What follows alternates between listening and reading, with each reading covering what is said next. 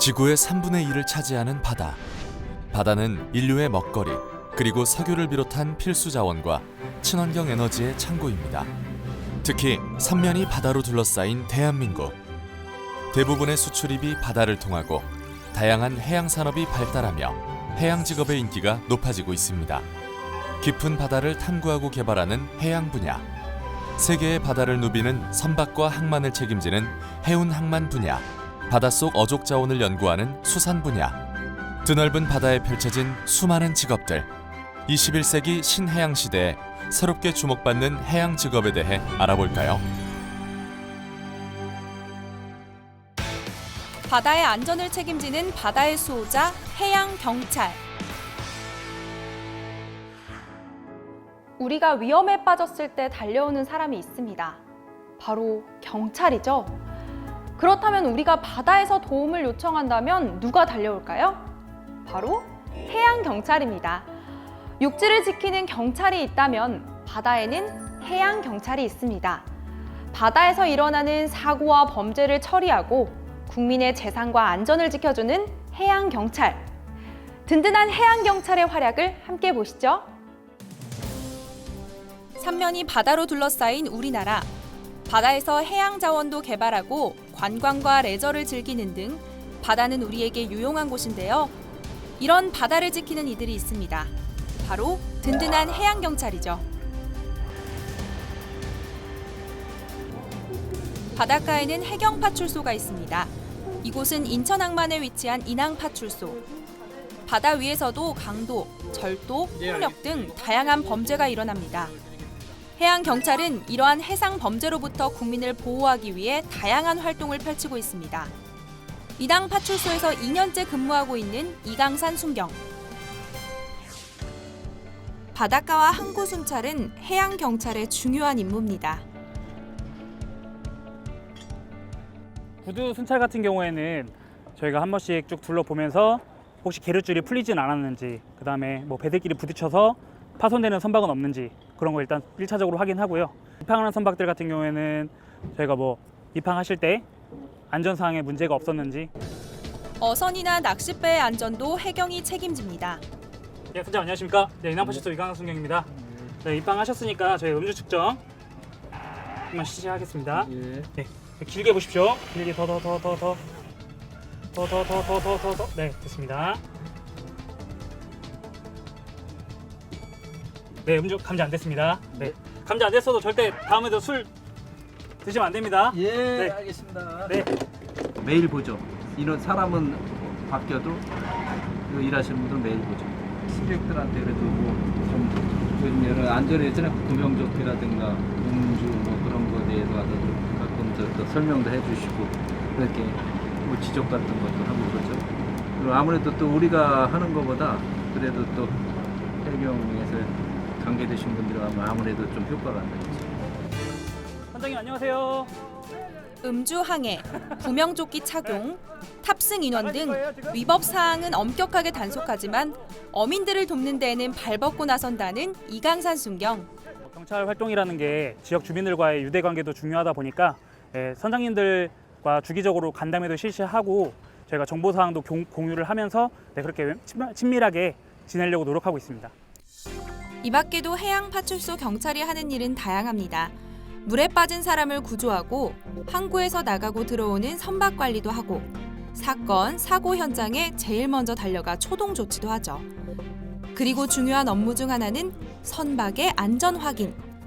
V패스, 즉 위치 확인 시스템을 이용해서 배들의 위치와 안전을 확인합니다. V패스 시스템은 일단 선박에 장착되어 있는 V패스 송수신기를 통해서 선박의 실시간 정보라든지 속도, 침로가 나타나게 되는데요. 지금 보시면 이쪽 파란색 화살표, 파란색 삼각형으로 표시되어 있는 것은 일반 어선입니다. 어선이고 그다음에 옆에 주황색 동그라미로 표시되어 있는 것은 상선입니다. 긴급 상황이 발생하면 배들은 V패스로 SOS 신호를 보내서 구조를 요청할 수도 있습니다. 해양파출소 경찰과 더불어 많은 배들의 안전운항을 위해 일하는 전문가들이 있는데요. 차선도 없고 표지판도 없는 바다에서 배들을 안내하는 사람은 과연 누구일까요?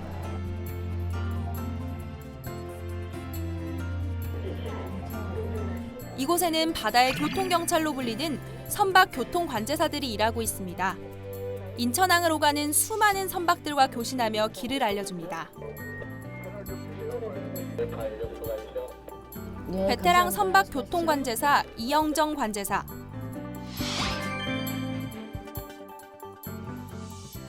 선박들이 이제 마주치게 되잖아요. 마주쳤을 때 한 선박은 오른쪽으로 붙고 한 선박은 왼쪽으로 붙어서 이렇게 선박이 안전하게 통항할 수 있도록 지나갈 수 있도록 그런 얘기를 해줘서 해양 사고를 예방하는 그런 역할을 합니다. 7미래호 7미래호 여기는 인천 VTS입니다. 네, 말씀하세요. 예, 자연 측에서 소형선들 움직임이 많은데요. 횡단하실 때 주의하시기 바랍니다. 관제사들이 센터에 앉아서 배들의 움직임을 알 수 있는 것은 레이더 덕분입니다. 모니터를 보면서 배들이 충돌하거나 항로를 벗어나지 않도록 알려주죠. 진심을 담아서 감사합니다라고 말해 주시는 선장님들이 계세요. 그럴 때 이렇게 좀 자부심을 느끼지 않나 싶습니다.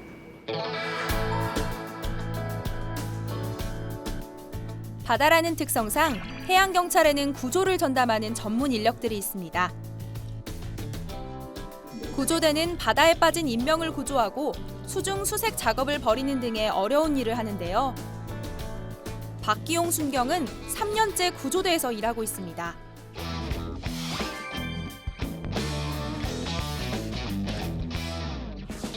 해양에서의 사고는 생명과 직결되기 때문에 구조를 위해서는 철저한 준비가 필요합니다. 매일 장비를 점검하는 건 필수. 수중 수색하기 위해서는 랜턴이 밑에 수심이 깊어질수록 어두워지기 때문에 랜턴이 필요한데 그 수중 랜턴을 안에 물이 스며들지 않게 최대한 유연 작업을 하고 있습니다. 어두운 바닷속을 수색할 때 꼭 필요한 랜턴. 작지만 절대 소홀히 할 수 없죠.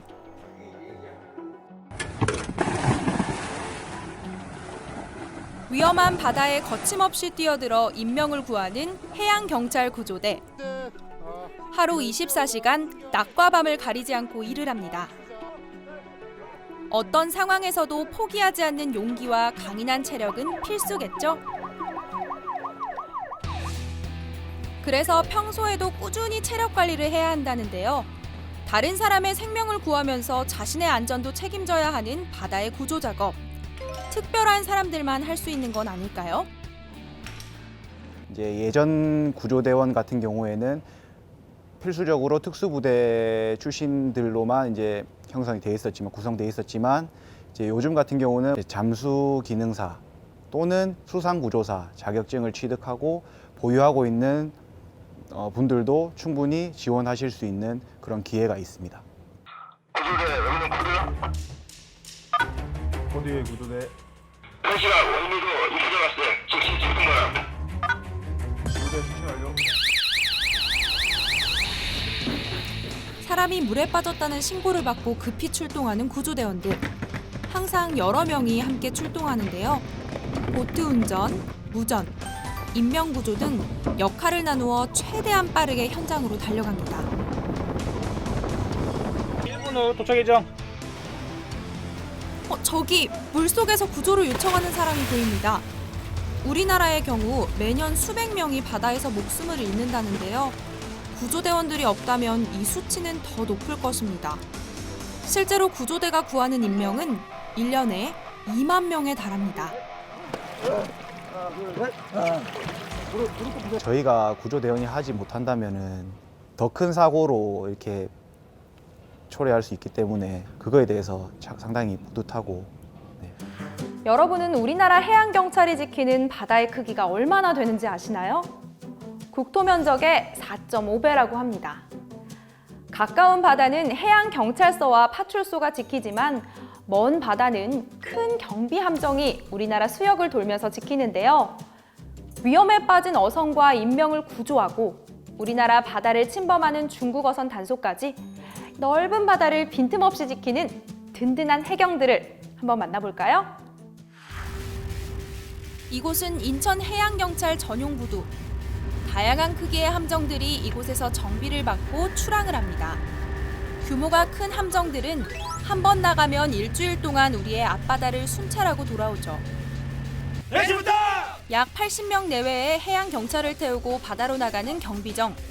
함정의 이름으로 크기를 알 수 있는데요. 3005함은 3000톤급, 503함은 500톤급의 함정입니다. 출항 30분 전. 드디어 출항하는 3005 경비함. 오늘은 해양경찰의 표정이 비장해 보이는데요. 바로 실전 같은 훈련을 하는 날이기 때문입니다.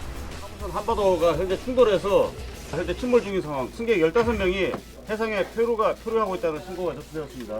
이상. 첫 훈련은 바다에 사람이 빠졌을 때 구조하는 훈련.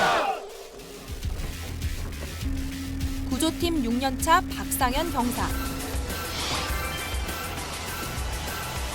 구조 장비를 운용하는 부서에서 근무를 하고 있고요. 그 구조 장비를 이용해서 많은 사람이 물에 빠졌을 때 빠르고 효과적이게 구조할 수 있는 그러한 업무를 하고 있습니다. 많은 사람을 구하기 위해 특수한 구조 장비를 사용합니다. 익수자가 여러 사람 빠질 때 내려가지고 익수자를 이 위에다 건져가지고 들어올리는 거거든요. 바다에 흩어져 있는 사람들은 긴 줄을 이용해 한 곳으로 모으고 바스켓 안으로 넣어서 한 번에 들어올려 빠르게 구조하는 방법입니다. 구조 바스켓 올려. 의식을 잃은 구조자가 있다면 바로 응급조치를 진행합니다. 사람에 따라 차이는 있지만 산소 공급이 차단되고 평균적으로 4분 뒤부터 뇌사가 시작된다고 합니다. 그래서 골든타임 안에 응급조치를 해야 합니다. 3005함 같은 대형 경비함에는 응급조치를 할 수 있는 의료 장비들이 있어서 생명을 살리는 데 유용하게 활용됩니다. 익수자가 발생해서 심정지 상태에 온 환자고요. 심정지 환자는 병원과 원격 응급 의료 시스템 연결하여서 의료지도 받아서 심폐소생술이랑 그 외의 처치를 하는 상황이었습니다. 항해 공 40도, 거리 2000, 표류 중에 있음. 이번에는 기관 고장 등으로 바다 위를 표류하는 배를 예인하는 훈련.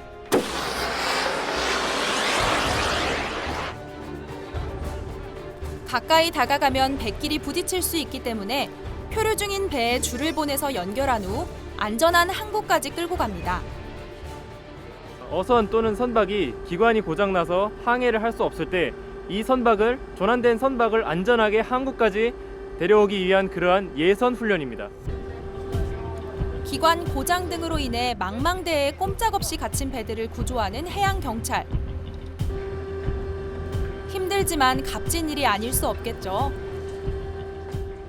어선 또는 우리나라 선박이 조난이 되어서 이제 우리의 구조를 요청해서 우리가 구조를 해냈을 때, 그리고 그 사람들이 또는 선장이나 선원들이 저희에게 감사를 표해줬을 때 가장 일의 보람을 느낍니다. 이번에는 비장한 표정으로 안전장구와 보호복, 그리고 총까지 챙기는 해양경찰. 고속단정에 나누어 타고 어디론가 향하는데요. 우리나라 바다에 들어와 불법 조업을 하는 중국 어선을 단속하는 훈련입니다. 순식간에 불법 어선으로 다가가서 주위를 돌며 경고하는 해경들.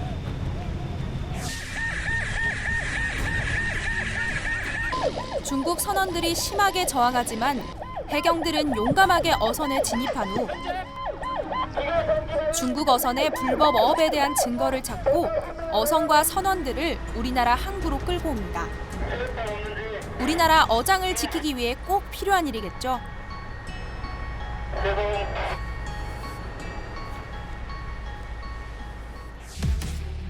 또 다른 훈련은 화재 진압.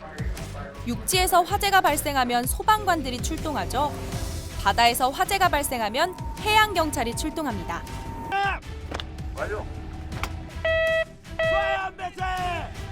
바다에서 일어나는 모든 긴급 상황에 달려가는 해양경찰. 실전 같은 훈련을 통해 언제 어디서든 인명과 재산을 지킬 수 있는 능력과 힘을 기릅니다. 체력적으로 힘든 부분이 많이 있습니다.